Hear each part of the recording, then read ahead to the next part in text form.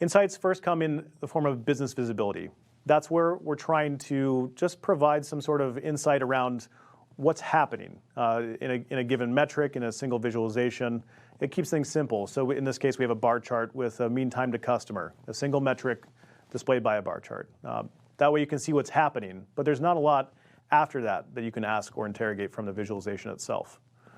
Then moving forward, we have performance improvement. That's like one step deeper, we put a target on it. Let's say we're trying to drive to this certain threshold, and we can change certain behaviors to move the needle on that metric and use the visualizations themselves to move that forward.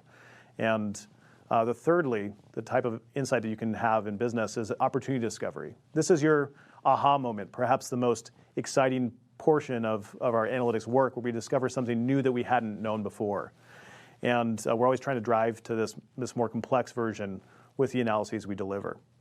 And it's not that these come in onesies, twosies. Hopefully the artifacts that we develop and the presentations that we're giving can provide a number of insights in succession and different combinations thereof, and in order to provide extra value to the business.